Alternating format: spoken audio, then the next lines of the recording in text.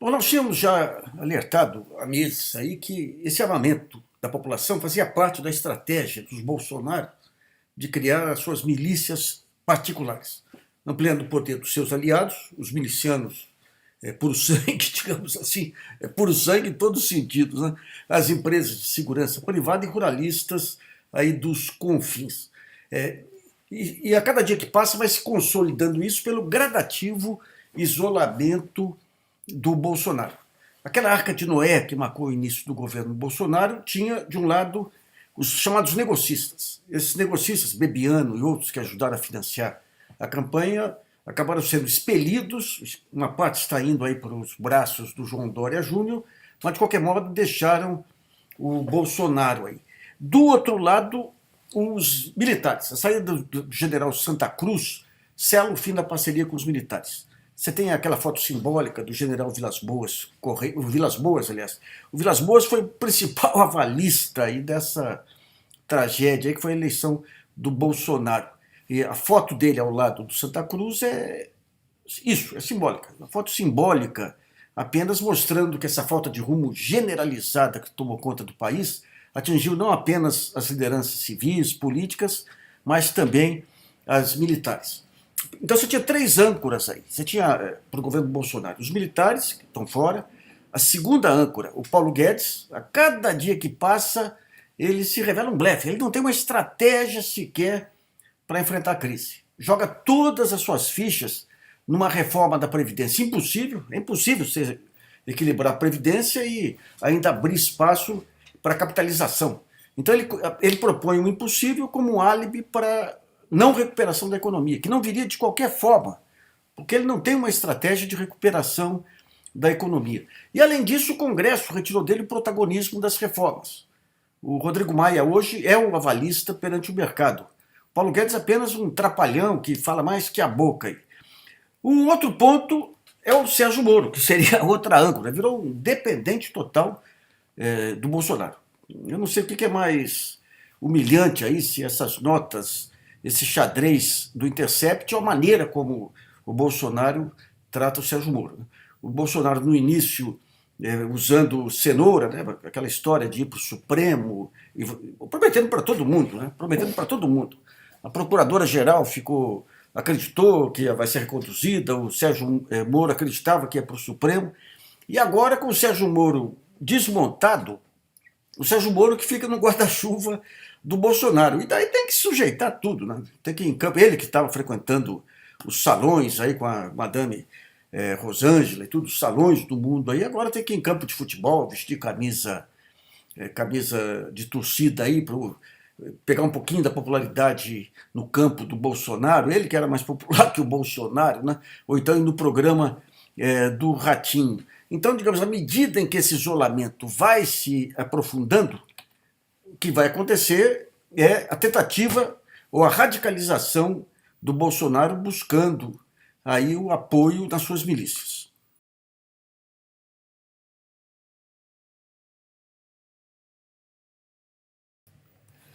No governo Pinochet, houve uma estratégia da Escola de Chicago, do qual o Paulo Guedes foi um dos representantes lá no Chile, em cima, que foi bem descrito na chamada teoria do choque. O que é a teoria do choque? Isso aí vem lá dos anos 40, vem da psicologia, do choque nos doentes mentais, aí como uma maneira de zerar o passado e organizar as ideias dali para diante. Isso aí passou a ser empregado pela Escola de Chicago para grandes terremotos políticos ou terremotos geográficos mesmo.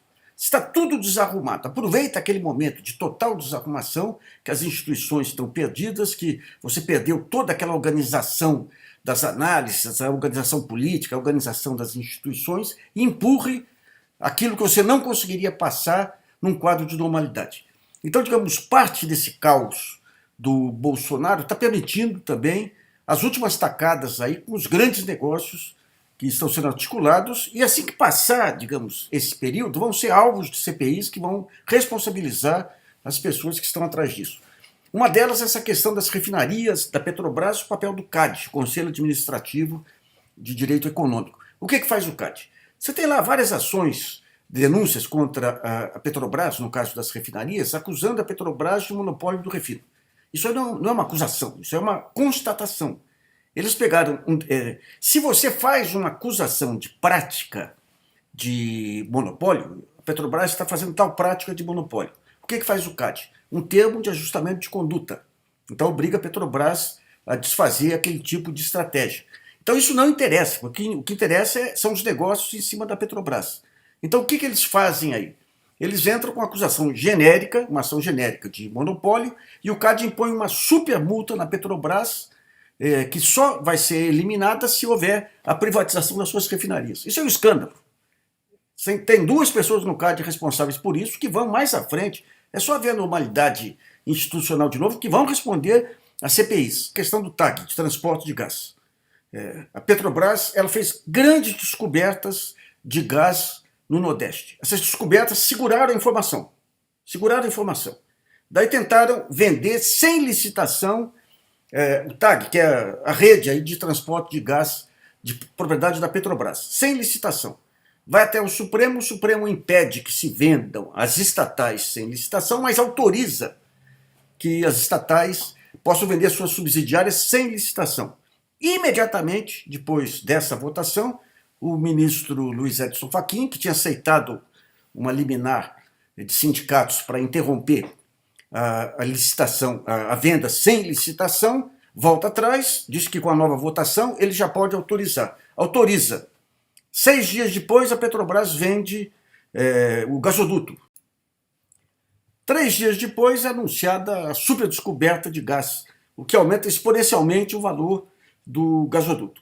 Em algum momento, o Supremo, o ministro Luiz Edson Fachin, a diretoria da Petrobras, vai ter que demonstrar claramente que não houve mudança no valor futuro, na taxa interna de retorno com essas descobertas. Sob risco de você ter aí uma negociata. Porque a Petrobras tinha a informação, obviamente, da descoberta do gás. Segura a informação. Qualquer empresa vendedora divulgaria a informação porque ajudaria a aumentar o preço do ativo vendido. Ela segurou a informação. Então, acionistas podem entrar com isso. Você já tem uma grande tacada aí preparada por Modesto Carvalhosa e outros de acionistas brasileiros pegarem carona naquelas ações que foram montadas lá nos Estados Unidos, class action, para rapelar a Petrobras com essas ações judiciais. O Modesto Carvalhosa, que é um grande defensor aí da Lava Jato, graças à Lava Jato é possível que ele tenha condição aí de dar uma facada igual a que foi dada pelos acionistas americanos para os acionistas brasileiros. Mas, de qualquer modo, esse caso aí ele vai merecer investigação mais adiante, assim que se voltar à normalidade democrática.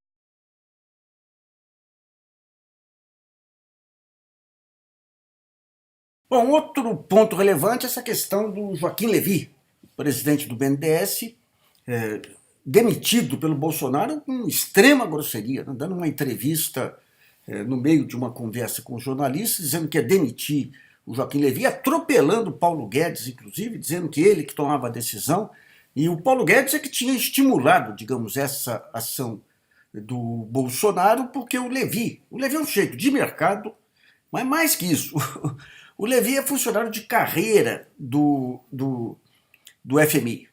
Ele era o segundo nome no organograma do fundo. Ele era o diretor financeiro do fundo. Então sua demissão, ainda mais com essa grosseria, vai se refletir nos mercados internacionais. E qual foi o pecado dele? Ele foi colocado lá para esvaziar o BNDES. O Levy, nós tive várias críticas a ele, às ideias econômicas dele, mas é um funcionário público correto. E ele chegou lá e procurou de todas as maneiras preservar o BNDES das maluquices do Bolsonaro. O Bolsonaro queria aquele negócio de abrir as contas do BNDES, uma coisa maluca. O BNDES tem todas as operações do BNDES, são públicas. Ele queria que daí entra a malícia do Paulo Guedes, queria que abrisse a caixa preta do BNDES, expusesse as operações negativas do BNDES. Isso aí, nenhuma pessoa, nenhum presidente de banco faria isso, de se autoflagelar, porque impacta diretamente o custo de captação do dinheiro. O que aconteceu com a Petrobras nos Estados Unidos por obra da Lava Jato. E agora o Paulo Guedes queria repetir essa jogada no BNDES, praticada pelo próprio presidente do BNDES. Então o Joaquim Levy resistiu, não aceitou, fez algumas concessões com a demissão aí do diretor do Fundo Amazônia. Aí, essa demissão acarretou protesto da Noruega e da Alemanha, que jogavam dinheiro aqui para preservação da floresta amazônica, maculou mais ainda a imagem do Brasil, do agronegócio internacionalmente, mas a partir daí o Joaquim Levy se comportou com absoluta responsabilidade. Então a sua demissão vai ser um outro fator que vai impactar e vai isolar ainda mais o Bolsonaro. Principalmente porque o diretor que ele cobrou a cabeça por ter servido ao PT, gente, todo governo responsável, quando entra, ele pega os melhores quadros e funcionários, independentemente de visão ideológica, para trabalhar.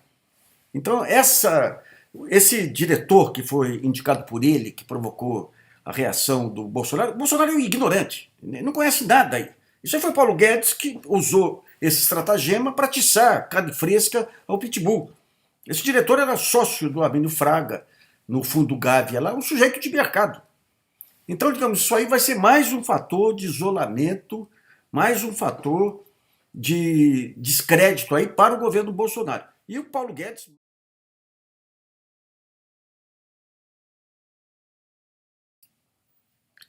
A essa altura já está claro para as cúpulas das instituições, todas elas aí, da inviabilidade de um governo Bolsonaro. E está claro também o movimento do Bolsonaro rumo a esse contato direto com as massas aí, armar milícias e tudo mais. Aliás, ele não estaria acelerando isso se já não percebesse que o solo está cedendo aí sob seus pés.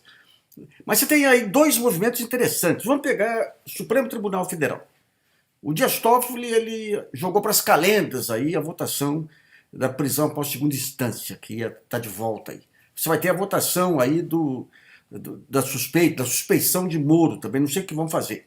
Então, de um lado, fica parecendo que você tem a pusilanimidade do Supremo Tribunal Federal. Ele vai lá, reza, faz selfie lá com o Bolsonaro. Por outro lado, também foi o presidente do Supremo que resolveu investir contra os abusos da Lava Jato, com aquela denúncia que ele fez sobre fake news, incluindo um procurador da Lava Jato por conta de um artigo que ele escreveu, e com isso estendendo as investigações até a Lava Jato. Então, aparentemente, porque hoje, se você for olhar claramente, o único setor que está sendo realmente exercendo a função de freio e contrapeso ao Bolsonaro é o Congresso, através do Rodrigo Maia e desse Alcolumbre. É interessante, não, que essas situações históricas, você pega o Maia e o Alcolumbre cumprindo uma missão legítima, e daí você pega aquela pomposidade de um Barroso, Fachin e tudo, cumprindo uma função totalmente oposta ao perfil que eles traziam aí. Mas as crises são para isso mesmo, né? Mas no fundo, o que parece é o seguinte: essas atitudes de Toffoli e outros dentro daquela estratégia mansa louco. Deixa o sujeito, não deixa ele fazer muita loucura, deixa ele em calma, vamos acolher ele, até você criar a massa crítica para uma atuação mais incisiva contra essas loucuras que estão sendo cometidas no país. E daí você tem o motivo que tiver aí, a hora que quiser levantar o motivo Flávio Bolsonaro, o motivo milícias, o motivo todos os abusos aí que estão sendo cometidos, motivo não vai faltar. Quer dizer, nesse momento o Congresso ele assume a responsabilidade pelas reformas. O Paulo Guedes está fora do jogo aí. O Paulo Guedes, a cada dia que passa, a falta de atividade do Paulo Guedes, com o aprofundamento da crise, ou prolongamento da crise, vai ampliando a deslegitimação do governo pelo caminho dos resultados, né? Esse caso aí, a Globo, a imprensa, você vê essa saída do general que cuidava da Secretaria de Comunicação Social, o novo que está entrando, diz que não vai ser tão rígido assim em relação à publicidade.